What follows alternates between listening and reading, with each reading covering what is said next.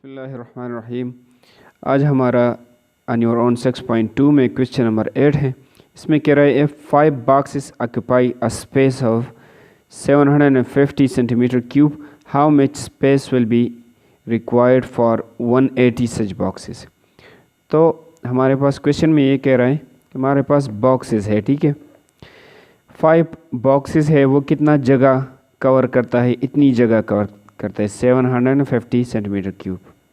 तो 5 बॉक्सेस इतनी जगह लेता है, ठीक है। How much space will be required for 180 such boxes. अगर हम बॉक्सेस को ज़्यादा करें, 180 बॉक्सेस हैं, तो फिर उनको रखने के लिए कितनी जगह दरकार होगी, कितनी जगह हमें चाहिए, ठीक है। तो हमारे पास यहाँ पर बॉक्सेस की बात हो रही और उनकी स्पेस की बात हो रही, जितना जगह वो घेरते हैं ना। तो बॉक्सेस और स्पेस हम क्वेश्चन में लिख देंगे, ठीक है। तो क्वेश्चन 8 है हमारा, पहले है बॉक्सेस फिर है स्पेस, ठीक है। तो हमारे पास कितने बॉक्सेस हैं, 5 बॉक्सेस हैं और 5 बॉक्सेस कितनी जगह घेरती हैं, वो है 750 सेंटीमीटर क्यूब। 750 सेंटीमीटर क्यूब वो इतनी जगह घेरती है, ठीक है। तो अगर हमारे पास बॉक्सेस 180 हो जाए, बॉक्सेस हम बढ़ाते हैं 180 बन जाए, तो फिर कितनी जगह हमें चाहिए इनके लिए, तो वो हमें मालूम नहीं है। वो उसे हम x का नाम दे देंगे और x बाद में मालूम करेंगे। तो क्वेश्चन का मतलब ये है, हमारे पास 5 बॉक्सेस है, वो इतनी जगह घेरते हैं, ठीक है। और हम इन बॉक्सेस को रखते हैं तो कितना जगह लेता है, इतनी जगह लेता है। अगर हम बॉक्सेस को बढ़ा दें, 180 कर दें, तो कितनी जगह लगेगी। तो आप लोगों ने ये समझना है पहले कि ये इन्वर्स प्रोपोर्शन है या डायरेक्ट प्रोपोर्शन है। तो अगर आप लोग देखें 5 बॉक्सेस इतनी जगह घेरती हैं, ठीक है। जब 180 बॉक्सेस, जब बॉक्सेस ज़्यादा हो जाए तो जगह भी ज़्यादा दरकार होती है ना। तो जब ये ज़्यादा होता है तो हमें जगह भी ज़्यादा जो है ना मिलनी चाहिए इन बॉक्सेस को रखने के लिए, ठीक है। तो फिर ये हमारे पास डायरेक्ट प्रोपोर्शन, एक ज़्यादा हो रहा है तो दूसरा भी ज़्यादा हो रहा है। तो डायरेक्ट प्रोपोर्शन को हल करने के लिए हम क्या कर देते, इसको इसके साथ मल्टीप्लाई कर देते और इसको इसके साथ मल्टीप्लाई कर देते, ठीक है। तो 5 और x में मल्टीप्लाई करता हूँ, ये बन जाएगा 5x, बीच में हम इक्वल का निशान लगा देंगे। फिर मैं मल्टीप्लाई करूँगा 180 और 180 को किससे, 750 से। तो इससे क्या आंसर आएगा, ज़रा देखते हैं कैलकुलेटर पे। तो ये 5x, ये तो मैं नीचे लाया, इसके साथ अब कुछ नहीं करना है और इनको मल्टीप्लाई करना है, ठीक है। 180 और 750 को, तो 180 मल्टीप्लाइड बाई 750, तो 180 और 750 को मैंने मल्टीप्लाई किया, क्या आ रहा है 13,500। तो इससे आ रहा है 13,5,1,2,3, इस तरह 0,000। अब दोनों साइड्स को मैंने 5 पर डिवाइड करना है ताकि हमें x मालूम हो जाए, ठीक है। 5x के आगे जो है 5 इस पर डिवाइड करना है। तो मैं लिखूँगा dividing both sides by 5, dividing both sides by 5। तो 5 पर दोनों साइड्स को डिवाइड करूँगा, इस यहाँ पर भी और यहाँ पर भी। तो 5 को 5 पर डिवाइड किया, क्या आ गया, x आ गया, ठीक है। अब इसको 5 पर डिवाइड कर देते, तो इसको मैं डिवाइड करूँगा 5 पे, तो आंसर क्या आ रहा है 27,000, ठीक है। इसको मैं 5 पर डिवाइड करूँगा तो आंसर आ रहा है 27,000, ठीक है। इसको मैंने 5 पर डिवाइड किया, 5 दूने 10 और 3 5 7 35, इस तरह से हमारा इतनी जगह हमें दरकार होती है इन बॉक्सेस को रखने के लिए। बॉक्सेस ज़्यादा बढ़ गए तो जगह भी ज़्यादा हमें चाहिए, ठीक है। तो हम कहते हैं कि we need a space of 27,000 centimetre cube to keep 180 boxes for 180 boxes. तो हम लिख देंगे यहाँ पर कि वी नीड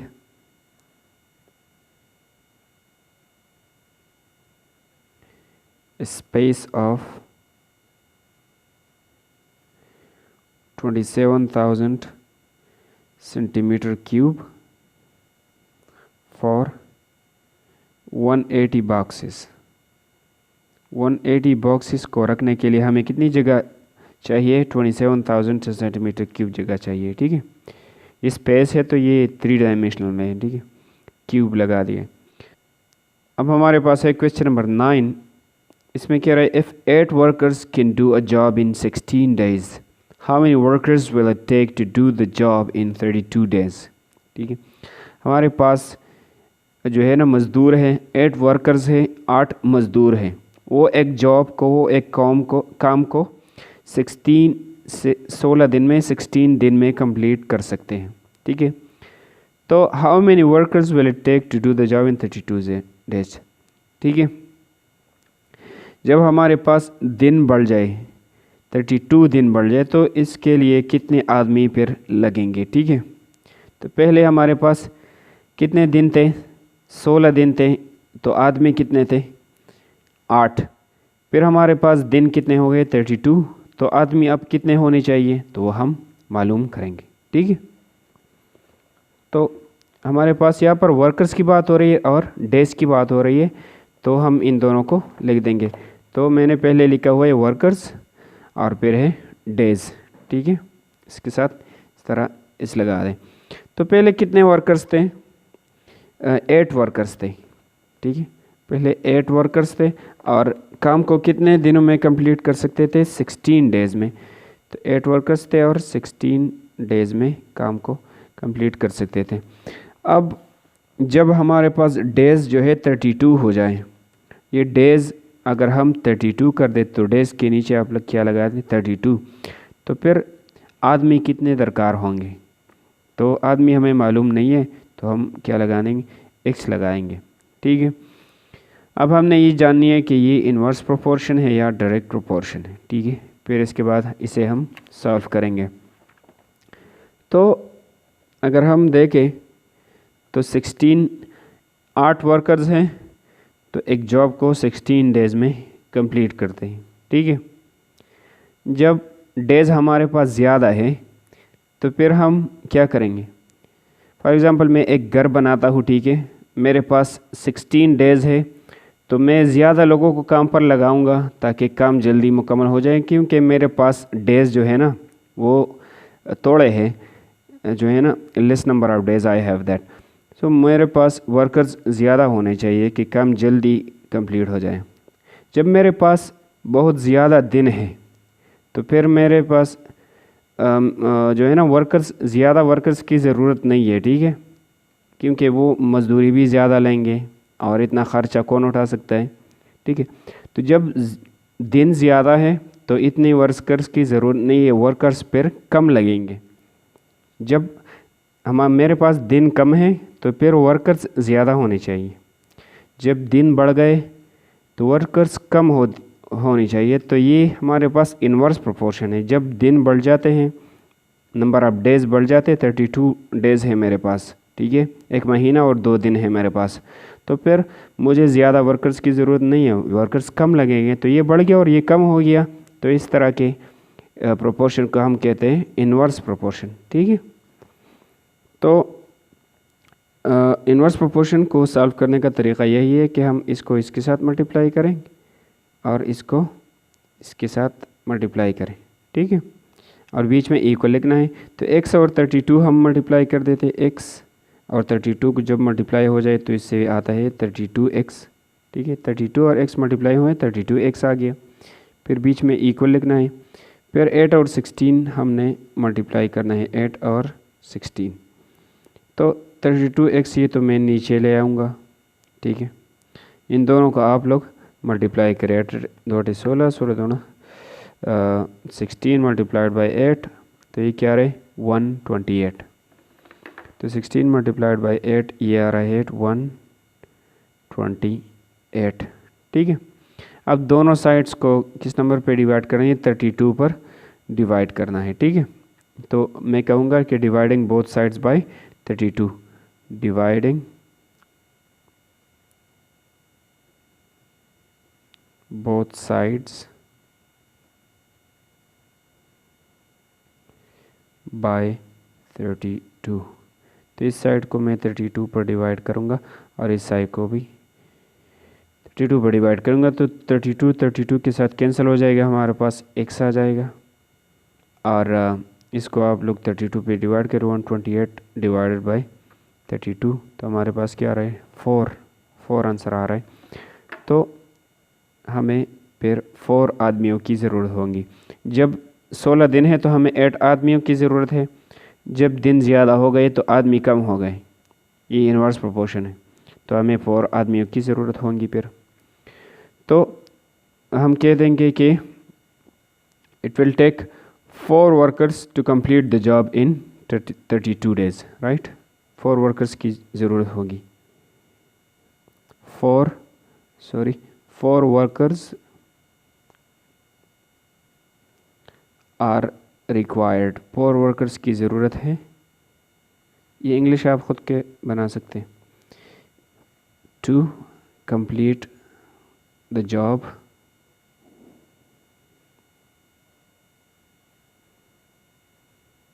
इन 32 डेज, तो 4 वर्कर्स की ज़रूरत होगी जॉब को 32 डेज़ में कंप्लीट करने के लिए, ठीक है। अच्छा, अब हम आ रहे हैं क्वेश्चन नंबर 10 पे। क्वेश्चन नंबर 10 में कह रहा है a man cleans 1450 clothes in 90 minutes. एक मैन है, एक धोबी है जो क्लोथ्स को, जो कपड़ों को वॉश करता है, ठीक, कपड़ों को धोता है, तो उसको धोबी बोलते हैं। तो वो 90 मिनट्स में कितने कपड़े धोता है 1450, इतने कपड़े वो धो सकता है, right. How many clothes will he wash in 18 more minutes. तो ये 90 मिनट्स है, जब 18 और मिनट्स हम इसके साथ लगा दें तो फिर कितने कपड़े वॉश होंगे। तो इसके साथ 18 और जमा करें तो फिर कि ये क्या बन जाएगा, 9 के साथ 10 और तो फिर 100 और 8 और तो 108। तो 108 मिनट्स में कितने क्लॉथ्स जो है ना वो वॉश होंगे। ये आदमी 108 मिनट्स में कितने क्लॉथ्स वॉश कर सकता है, धो सकता है। तो हमारे पास क्लॉथ्स है और मिनट्स है, तो हम इनकी रेशो लेंगे, ठीक है। तो अगर आप लोग यहाँ पर देख ले, मैंने लिखा है क्लॉथ्स क्लीन्ड, क्लॉथ्स जो क्लीन्स किए जाते हैं, और मिनट्स, और कितने मिनट्स में किए जाते हैं, ठीक है। तो हमारे पास कितने 1450 क्लॉथ्स कितने हैं 1450, इतने क्लॉथ्स हैं, और इस पर कितना टाइम लगता है 90 मिनट्स। इन कपड़ों को धोने पर 90 मिनट्स लगते हैं, ठीक है। अच्छा, तो अब how many clothes will he wash in 18 more minutes. जब इसके साथ 18 और नंबर हम जमा करें तो फिर क्या बन जाते हैं 90 प्लस 18, 18 मोर का मतलब है इसके साथ 18 और लगा दें तो 90 प्लस 18 तो क्या बन रहा है, ये 108 बन रहा है। तो जब 108 मिनट्स, जब 18 इसके साथ और लगा दिया जाए तो ये क्या बन जाएगा 108। तो 108 मिनट्स में ये बंदा कितने कपड़े धो सकता है वो हमने मालूम करना है, ठीक है। तो मुझे तो मालूम नहीं है, मैं इसके जगह x लगा दूंगा और फिर हम x को मालूम करेंगे, ठीक है। तो अगर आप लोग देखें इसमें कौन सा प्रोपोर्शन है, तो इसमें अगर आप लोग देख लें 90 मिनट्स में इतने कपड़े वो धो सकता है, वॉश कर सकता है। अगर मिनट्स ज़्यादा हो जाए तो कपड़े भी ज़्यादा फिर जो है ना वॉश हो जाएंगे, ठीक है।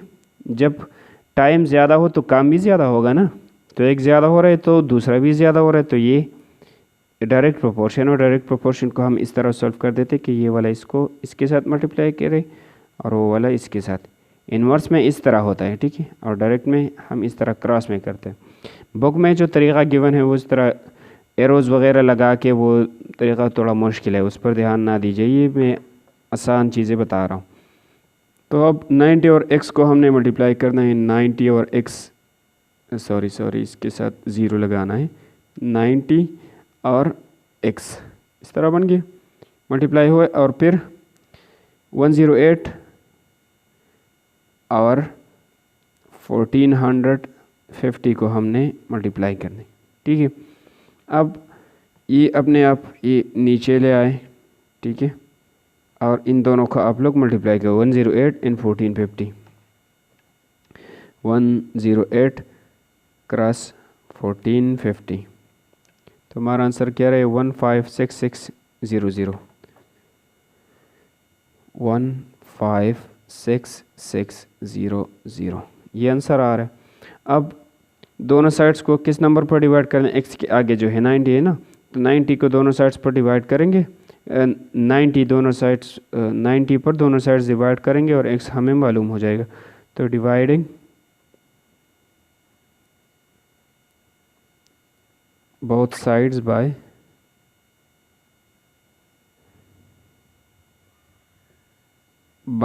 90, ठीक है। तो इसको 90 पर डिवाइड किया, इसको भी 90 पर डिवाइड करें, 90 के साथ कैंसिल, तो फिर क्या बचेगा, x बचेगा, और ये नंबर आप लोग 90 पे डिवाइड करें। तो ये नंबर मेरे पास मौजूद है, मैं डायरेक्टली लिख दूंगा डिवाइड बाय 9। तो जब मैंने 9 पे डिवाइड किया तो 17400 आ रहा है, 17400, तो 17400 ये हमारा आंसर है। तो ये आदमी 108 मिनट्स में इतने कपड़े धो सकता है, ठीक है, इसका काम है ना। तो मैं कह दूंगा कि the man can wash 17,400 clothes in 108 minutes. The man can wash, or the man will wash 17,400 clothes in 108 minutes. तो ये क्वेश्चन बिल्कुल ईजी है, लेकिन इसमें समझने की बात ये है कि हमें ये 108 क्वेश्चन में नहीं दिया गया है, हमें सिर्फ इतना बता रहा है कि इसके साथ 18 और हमने जमा करना है, इसके साथ तो 18 हमने जमा किया तो ये आ गया, ठीक है। तो ये हमारा था क्वेश्चन नंबर 10।